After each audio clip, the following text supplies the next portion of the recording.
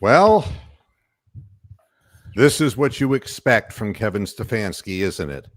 This is what you call a classic example of playing not to lose instead of playing to win. And losing. And I can't begin to say how much this reminded me of Marty Schottenheimer, the same horseshit.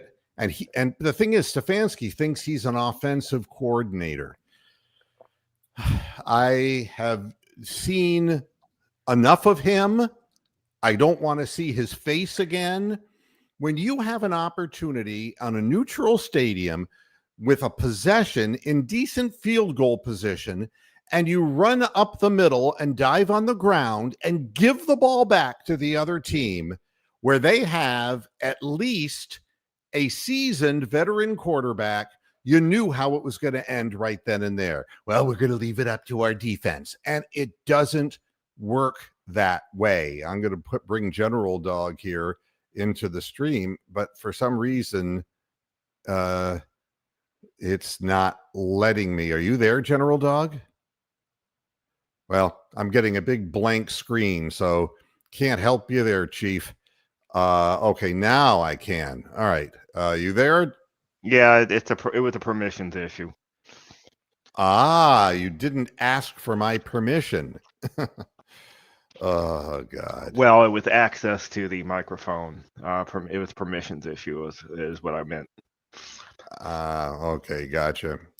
So again, what I see in a game like this is you have an opportunity to give a young rookie quarterback a chance to run that clock out and a chance to move the ball, and you have no faith in anyone but your bearded, faggoty ass self. That's all. And I want him out. He's horrible. He's just the worst thing that I have seen since Hugh Jackson. He's thick-headed. He refuses to even take a simple chance. You have that game in hand, in tow. I mean, I understand calling a conservative offense today because of a rookie quarterback, but my God, that was taking it to the far extreme. And then he proceeds to give away all of his timeouts anyway. I mean, what is the point of the whole thing? What is the point? I just, I don't know. I don't understand it, and I guess I never will understand it. But be that as it may, this is where we are in hell for the rest of our lives, watching this bullshit team play bullshit football. And, we're going to leave it up to the defense. You knew they have Jefferson. They're better than we are. That guy was the difference. They played down to our level. They're a vastly better football team than we are. And let me count the ways. So people will, we're going to add Brian in here as well. Let me explain this. They had injuries out the AWE. They had offensive linemen out, and they held up. They played great. And what does Kevin do? Kevin just keeps shuttling people in and out, and none of them can fucking play. That's what they do. I mean, and it's so annoying to have this happen constantly. And David Talevsky, we're going to put you in here. And Moose. I only saw a couple of errant throws from Gabriel. I mean, he did a really good job for the play calling he was given. He was outstanding for what he was given to do. Look, he did not make the error, but he wasn't given a chance. I'd rather he make the errors just to defy the coach to get the coach fired. Honest to God. Yep. I mean, at this point, you play according to Stefanski's rules, and now what I'm going to do is Kevin Stefanski in the locker room after this game. You ready? Okay, you guys, you can hold your heads up high. I know you wanted that win. You wanted it more than I did. I know that. But The way I control you is by continuing to lose. That's the point. And Dylan, we're giving you a game ball because you're not going to say shit, even though you have a mouthful. Is big thumbs up. You know, we're in England. We can go see Big Ben. Big fucking Ben. This is not a big deal. I'll have another job next year. You should be grateful and bowing down to me that you got to start at quarterback. Yeah, it's the wrong decade for a orgy at Madonna's house. Yeah, I am. It's funny how Big Ben has a better winning record than any quarterback in Browns history since 1999. Yeah, in Brown Stadium. In Brown Stadium, he has a better record than any Browns quarterback. Yeah, he's more wins. Yeah, absolutely. Yeah. It's. I think we need the BCOD out for Kevin. I think it's about time. Well, it's over for him anyway. But I mean, the fact, imagine you're a big lurker. You spend like $600 to go see this game, and you're dominating the game pretty much for most of the game, and then Kevin just goes into his turtle-like shell and loses it for you. And people wonder why I don't go to these games. Well, and the other thing that I don't understand is you're trying to build for the future. Isn't that what we're led to believe? But it's a lie. It's a lie like everything we read on Twitter. It's a lie. It's a lie like everything from the government, from both sides. It's a lie. Everything is about lying. They're not trying to plan for the future. This is all about Kevin Stefanski's masturbatory tendencies to please himself, not anybody else. You could have built courage and confidence into that young quarterback if you said, you know, the defense has done its job. We're up 17-14, and get us 3 first downs. And I'm going to give you the plays to get you those first downs. You know, they had no trouble coming in on the, when they got the ball, and they knew exactly what plays they were going to run, and it clicked like that. Because their coach had faith, even in Carson Wentz, had faith in the offensive line, had faith. Our coach has no faith, and he has no business in the league. I mean, right now, I would hit him with a pipe if he were near me. I just can't stand. What's the point of risking early death? What's the crippling disease if you're not even playing to win? What is the point? If anybody can explain this to me, I'm more than interested to listen. But they showed Quinshon Judkins that was looking at one of the comments in here about Quinshon. They showed him on the sideline at the end of the game, and it's like, I looked at the screen and I just said, dude, I feel so bad for you. Yeah, he's stuck. He's stuck in a lousy organization that will always be a lousy organization. I don't mind the Cleveland Guardians with what little they had, what little they paid for it. I don't have a problem with them losing. Yeah, but they're good value for money for what the little money they have. And they're not gonna go any further. But this is a regular season game, and you're not going anywhere. You're 1-3 going in, and you're not going anywhere. And you're ahead. And you got the ball with 3 minutes left to go, and all you have to do is let them finish out their timeouts and just run that clock down. And that, see, we left them all that time because of the schmuck Stefanski, fucking Pollock prick. Because of him, they had all the time they needed to run their short passing game. Right. He gave them the win. He set them up. It was a tank. It absolutely looked like a tank job the last 3 minutes of that game. And also Rick May, Jerry Jeudy. He's awful. To be honest with you, we don't have any wide receivers. We just don't. Jerry Jeudy is a wide receiver 3 on any other team. Yeah, and he doesn't catch. He's a 0. Yeah, it's I don't know. I wish I understood what I need to understand. But I guess the only thing left to understand is that they know that they have no offensive capacities, and so they were just going to run the ball up the middle and not even try to get a first down. I think it's just pathetic. Well, I think that was also trying to suck them into spending all their timeouts. Well, it didn't work. You asked about Thrash at the halftime show. Yeah. Thrash was wearing number 80. Oh, I know. He caught the last pass of the game. Yeah. Yes, he did. That's the only pass he's caught all season. Yeah. And there's nothing open down the field.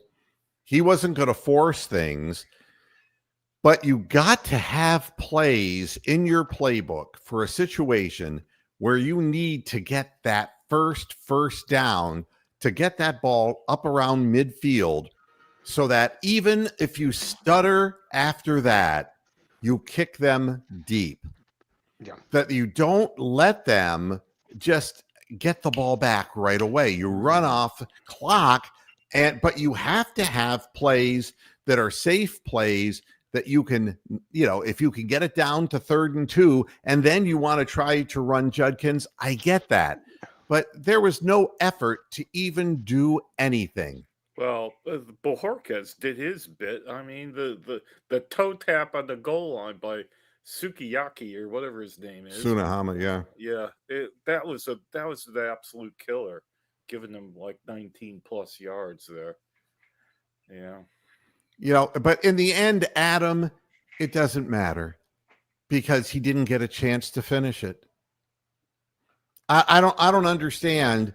Kevin Stefanski would take a pitcher with a no-no out with 2 outs in the 9th just to rob him of the glory. Bring in some left-hander against left-hander. And he'd bring in Matt Festa, wouldn't he? Yeah, I mean, just a schmuck. And then have a hanging slider end up over the right field fence to lose the game.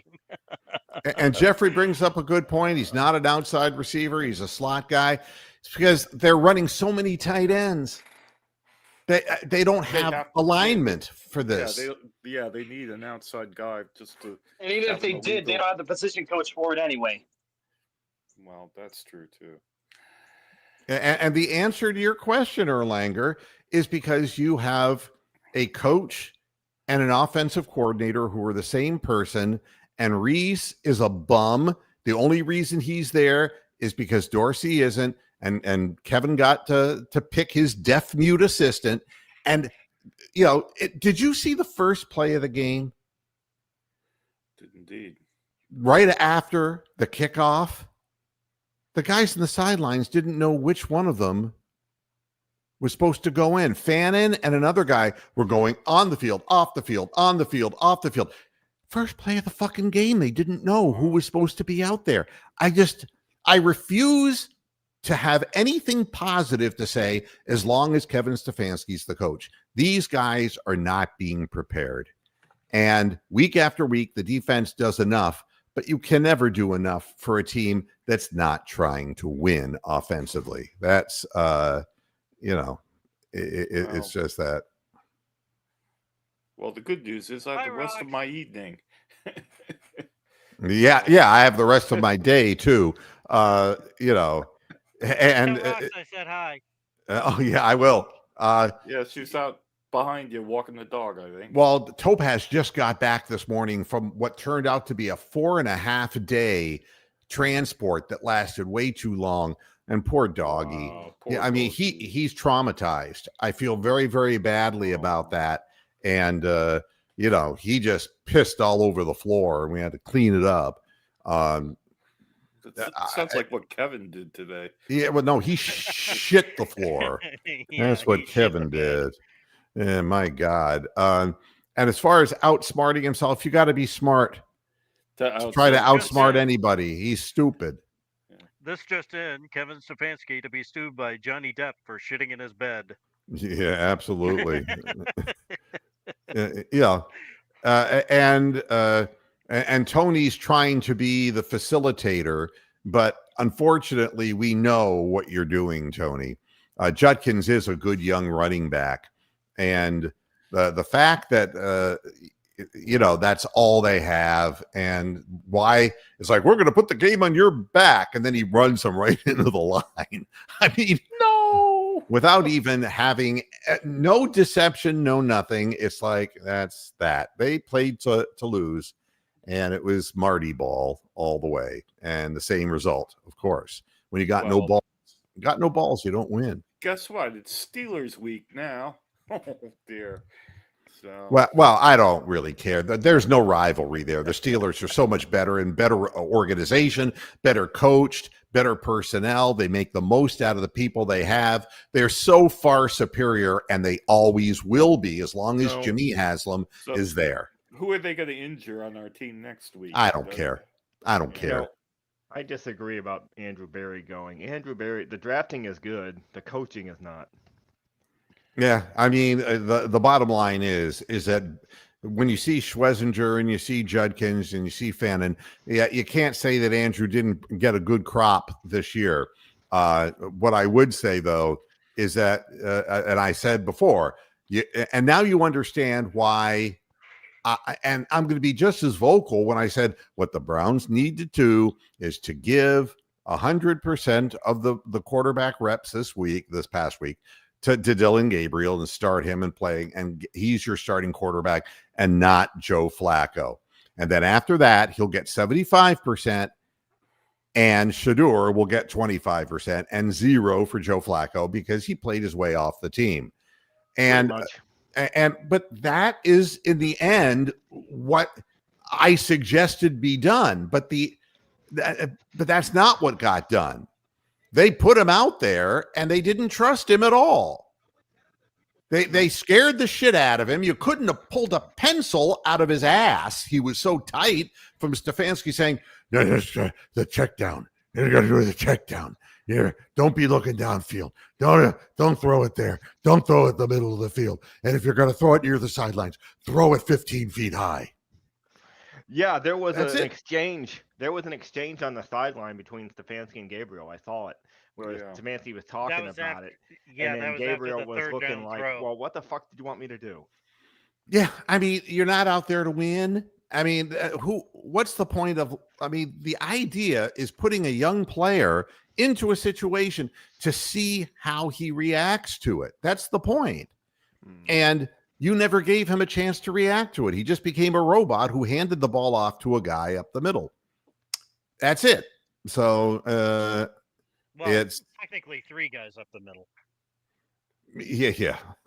And the fact that he was a coach of the year, different time, different place. They hadn't seen his offense before. All of that horse shit. But the bottom line is everybody knows what he's going to do before he does it now. And that included the Vikings. They knew that he would just run the ball up the middle, so they stuffed it 3 times. They got themselves exactly what they needed, which was plenty of time and plenty of timeouts, and that's all they needed. And well, the good news is the pool of candidates that would want this job is a lot larger than it was 5 years ago. Why would you want to take this job? I want to work for this owner. Every coach is hired to build a nest egg. This is the perfect stooge to do it off of. There is nobody who will turn down a head coaching job because because if they're not employed, they're going to make money.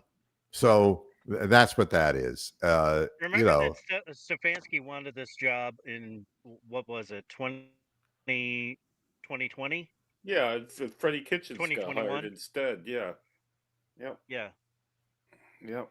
We and again, as long as it is the way it is, I'm for the Steelers. I'm picking the Steelers to win, and I'll be cheering for the Steelers. I can't cheer. I feel bad for the players, believe me, but it's so frustrating to watch a head coach in a position to finish off a game, and he thinks that they're going to block field goals or do something remarkable every time the game's close. At some point, you've got to give people an opportunity. And this was an ideal chance to give confidence, and he took it away from a young man. He's just a mean-spirited Pollock. He's an in his mind an overeducated, but he's a dumb fucking illiterate Pollock. That's what he is, because you can't talk out of both sides of your mouth like a politician. You can't do it. You can't say, well, we're really going to give him every opportunity, and then not do it. You can't. It's let him have it now. It's hateful. It's just hateful. And I don't care if I'm using a bad expression for somebody of Polish descent. He's an idiot, okay? He's brain damaged idiot. He hit his head against a wall too many times when he was a baby. I have no idea what the story is. And the truth is, yes, the Steelers always win the close games because they know what they have personnel-wise and they trust it. And the second somebody deviates from that, they get pulled. They get yanked. That's why Leviston, Leviston, if this were Game of Thrones, the show on television, Leviston would have been taken out and stabbed 45 times in the chest. Why in the world would they keep putting him out on the field after penalty after penalty after penalty and not knowing what his blocking assignment is week after week after week? It makes no sense to me. Daenerys would have fed him to the dragon. You know that. Yeah. Mother of dragons. Khaleesi. Yeah. So, and gone, you see, because what happens in Kevin Stefanski's world is they have a blocking scheme to try to get first downs via the one good running back they have, and that would be Judkins from line of scrimmage. And any time that they're going to throw a pass, they bring Jerome Ford in. So they give away exactly what they're going to do. I don't know. But suddenly they ran Sampson into the line, Well, and he got sandwiched by a defensive lineman and a linebacker. Well, Jerome Ford will always find his way in because he is a Stefanski boy. That's the reason why. There is no other reason, because he can't run for shit. And the coach doesn't have the arsenal in his brain to outthink the defensive coordinator of the other team. And you can call Mike Tomlin mediocre, but you'd settle for that mediocrity, wouldn't you, Jaron? Wouldn't you love to be playing for the playoffs every year, no matter what fucked up roster you had? Wouldn't you love it? But you don't have that, do you? Instead, you've got the dummy. Just poor. Yeah, that's it. And well, Nick, unfortunately, that's what the Steelers did to him. That's what Minkah Fitzpatrick did to him. And that, I look forward now and I say, we have a good-looking young running back, and we just need there's so many young players now on this team. We need a new head coach, somebody who can reach them and get them fired up to play instead of confused as to whether they're in the game or not in the game on the sidelines. That's simple enough. And as far as having Flacco at number 2, when you have a very slight quarterback like Dylan Gabriel, and the real chance he'd get hurt, Shadur's not ready yet. He hasn't had any reps or any opportunity. And as long as Stefanski's there, he's not going to have any opportunities. And that's one of the reasons why I say that Shadur should be getting first team reps starting this week. And if he doesn't, I would fire the head coach. That would be a dictum. Okay. This is what you're going to do, or you'll be let go tomorrow, coach. And that's it. I mean, it's gotten to the point where there's no future in Flacco. You got to find out what the two guys are capable of doing.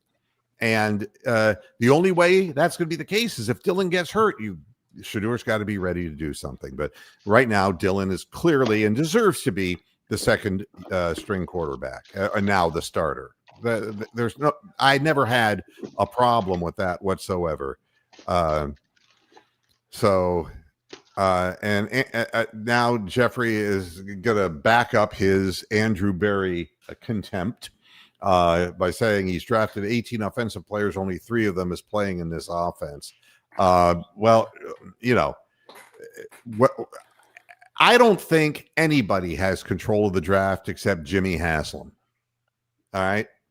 And I wish they would Gotti him and bury him somewhere in a field in Brooklyn underneath the site of the stadium. Oh, Hoffa, that's right. Yeah, that'd be another toxic waste dump to add to the toxic waste dump.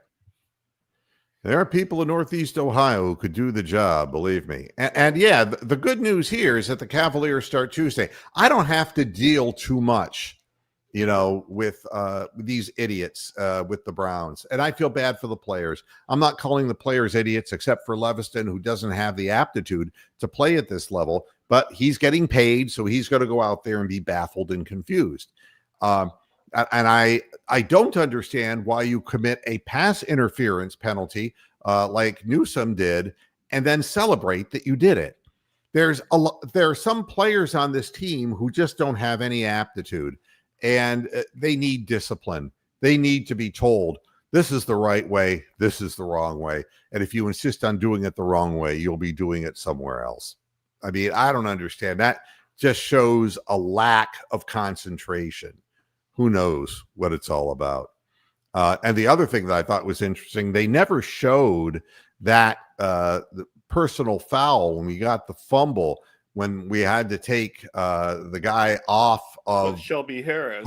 He was getting all he was getting his legs. They were beating the piss out of him. Yeah, and I think it was he kicked somebody off of his leg. Because it was getting bent the wrong fucking way. They were hurting his leg. And that's what they call. And Jefferson catches a pass and throws the ball right at Newsom, right in front of the official, and the official looks the other way. Every single punt we punt, or that we're going to get the ball, the guy throws a flag.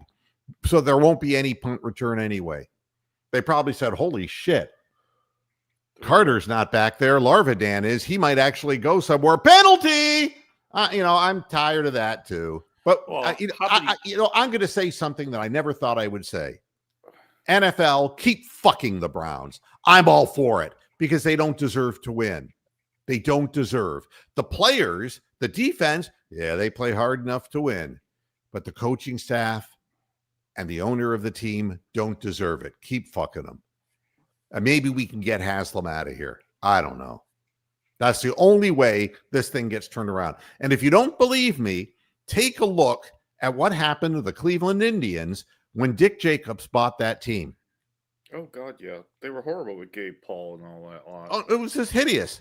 Then all of a sudden, Dick Jacobs takes over, and it's like all these developed players. I mean, we've never developed anything resembling Jim Thome or Bell or or Manny Ramirez or all of these. Well, we traded for him. CC that's what I mean. We never developed guys like that in our minor league system ever since. We've just been scrounging to find people.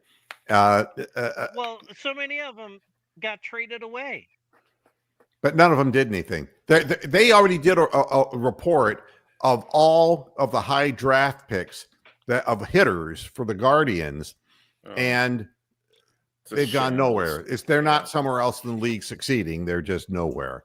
And there is a huge pool of coach candidates, but anybody wants the job just to prove that they had that title so they can move on to someplace else.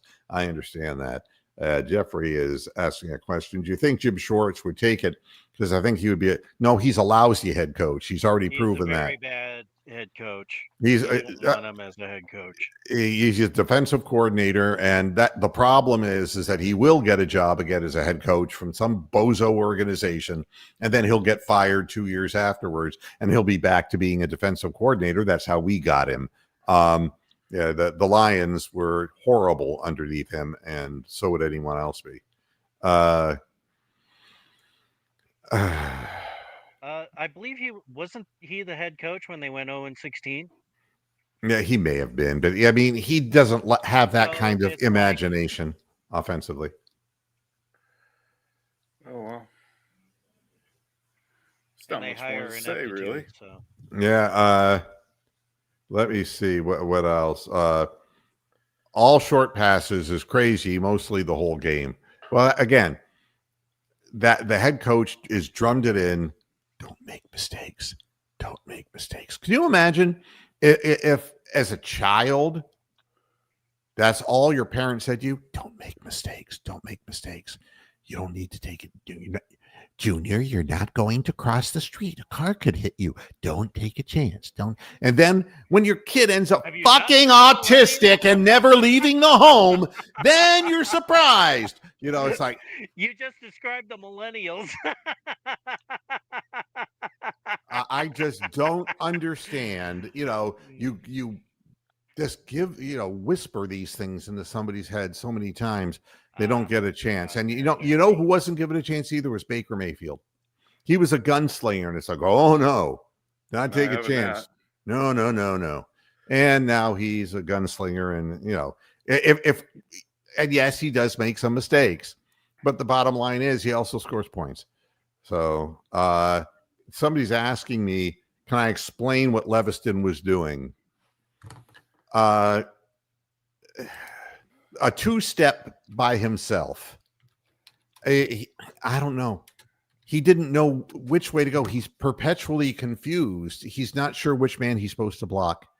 And, Well, and then if there's any chicanery by the defensive line, that makes it even worse. We had every opportunity to score more than 20 points in this game. But the offensive play calling would never allow such a thing. You would have done it had that big run by Judkins not been called back. Yeah. And God, two guys for holding, and the one was clear holding. Yeah. I mean, they're grabbing. The ref is looking right at him as he's doing it. And it's like, oh my God. How is that guy in the fucking league? And my God, even Kurt the Squirt says, Kevin lost me today. You see, there comes a point where you know what's happening. You take a look at it and you say, yeah, this is, he's got to go. And again, Alistair, why in the fuck do we keep putting Leviston out there? I don't know. Maybe because Cam Robinson came into town and fucked Kevin's wife. I have no idea. I mean, one had like back-to-back penalties. Yeah, I understand that. He just got there. So they yanked him out and then replaced him with that guy, and then he was in a lot of ways worse. No, but Leviston played last week and was far worse. And Cam Robinson is not familiar with the system, and he probably was, not prepared because he had come from basically being benched in Houston. And again, you let Leviston keep going out in the field, and how do you sell that to the team who's out there trying? And every time you make any kind of forward progress, this asshole's holding or he's offsides. I don't know. It's, as far as late flags, it's a way of life, Ron. They wait until to see if the Browns make a big play, and then all of a sudden a flag appears. And sometimes a flag appears, and then they decide to pick it up. But it only happens on Browns possessions, to be honest with you, especially on special teams. It's like, no, they're pinned deep. No, nothing there. And you have to just be used to that. That's it isn't that it's just boring to watch. It's unsuccessful. And that's the bottom line. I will use a line from Al Pacino. All right. And I'm trying to remember the name of the movie. It was a Glengarry Glen Ross was the movie, which was a David Mamet play that was also a movie. And Al Pacino had won a contest, and they're trying to screw him out of the car, which was the bonus prize. Cadillac. Right. And his what second place gets? Steak knives. That's right. But what he says is, that's the way we keep score, booby. That's what he says. The way we keep score is I had the highest number on the board, and I don't give a fuck if somebody broke into the office. I won the contest. Give me the fucking car. That's the way we keep score, booby. And that's the bottom line, that we wins and losses. That's it. There are no moral victories.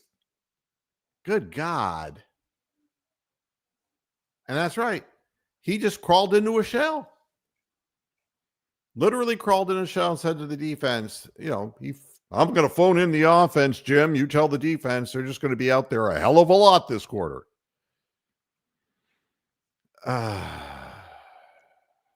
And then they get worn down. Yeah, well, of course. And make mental errors. Although that throw from Wentz to Addison, that was just that was a miraculous little thing. And because Denzel had his freaking back turned. Yeah, there was no way for him to even do anything, though. Again, Carson Wentz beat the Browns. Carson Wentz beat the Browns. Say it over and over again because it's the truth. He put the ball on the money when it needed to be, and Jefferson made the big catch in traffic. We can't catch a ball in traffic. Hell, the receivers don't even see the ball. They're running down the field half-assed, knowing that the ball's not going to be thrown to them. I mean, the whole thing is so fucked up, I can't begin to tell you. But the thing I'm happy about is I still have the rest of my afternoon. I'm going to go out to dinner with my wife, and I don't have to deal with this bullshit. And it's not late in the day, and then I'm done for the day. And I got my dog back today, even though he's traumatized from 4.5 days on a little crate in the dog transport that we're never going to use again. I've seen enough of that shit too. So I got to tend to the doggy as well. Yeah, that's what we need is another fucking headline. Yeah, you were.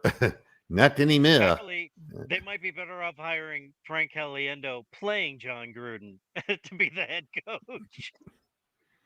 Yeah, God almighty. Stuff, man. Yeah, I'm trying to catch up with comments here, and yeah, you don't need that. What you need in Cleveland is the owner to have some kind of a massive stroke. Well, that's what you need. I mean, look, I don't like Jimmy Haslam, and it was released. The tickets are going to cost over $200 for that new dome. Exactly. He's just sticking his penis up your ass, people.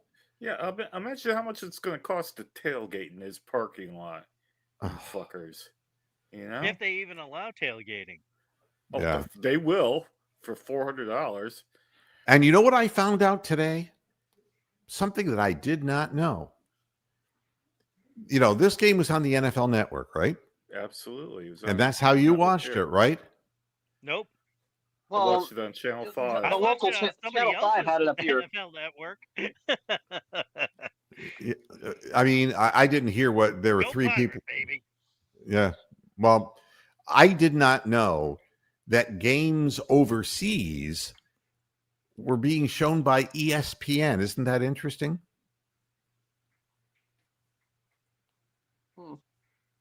Yeah. I mean, it was an odd stream, and it was from New Zealand. Well, that's not the American ESPN. There's several different. Yeah, but I mean, it was really weird seeing ESPN promos being run, and then they go back to the game and there'd be silence, and then they start piping in the NFL Network audio. It was here, ironically, the game was on Channel 5 here, which is its own Channel 5. It's not the Channel 5 of Cleveland, Ohio. It's the Channel 5 of the UK. So the game ended probably about 3 minutes here earlier than it did for anybody watching a stream. So I was like having a nap while waiting for you guys to show up. Yeah. So, I have a question for Bronk. yeah. Who actually plays in that stadium normally? That's Tottenham Hotspur. They're rivals with Arsenal. They're in the English Premier League, and they are Premier. Absolutely. Boy, yeah. If Tony the Calf is here, he would probably. And it's also the guy that Ted Lasso, the whole story with that of him being sent over, and the big joke of that. But yeah, they are a real football team. They're the big club in North London along with Arsenal. Oh, okay. Yeah, I was trying to explain the stadium to my mom, so. It's a beautiful stadium. I've not been in it myself, but I know probably about a dozen people that have been there. It's absolutely an outstanding facility, and it was built partially for the NFL specifications as far as locker room and field. The field could go underground and pop back up again, and it's got all sorts of shit for the NFL. Yeah, and Coach Wilson, that's the point I forgot to make, but it's an absolutely spot on we won that thing. Yeah, what we have to do is we have to win the turnover battle. Well, it still made no difference because he still found a way to lose, didn't he? He's the cause, and and they're all close games. These close games that he loses are because he can point out to Joe Flacco throwing interceptions and this and that. But the offense never gets the job done because they're never given a chance to, and they're not good enough. And the whole thing is we have to find somebody who can contribute offensively besides Judkins and Njoku. And you notice that Njoku was suddenly found again with Dylan Gabriel. Fannin was kind of lost in the shuffle, and Jerry Jeudy is just a pansy, and it just fits in perfectly with the failures of every wide receiver. It's like remember when we bankrupted the team and Art got his way with Andre Rison? I do a great Andre Rison impersonation. Help, I'm on fire! My house on fire! You bitch! Fire. You fucking bitch! Yeah, okay. You know what's going to happen to you. You're going to get hit by a car in the Bahamas, bitch. Okay. That's a Left Eye reference, if you were wondering. Rolled over in Mexico. Yeah. Was it in Mexico? I thought it was in the... she was on a retreat in southern Mexico. Yeah. Down by the Yucatan. Yeah, that was all that was left of her was her left eye. At any rate, and Jim, how you doing, Jim Giles? Nice to see you.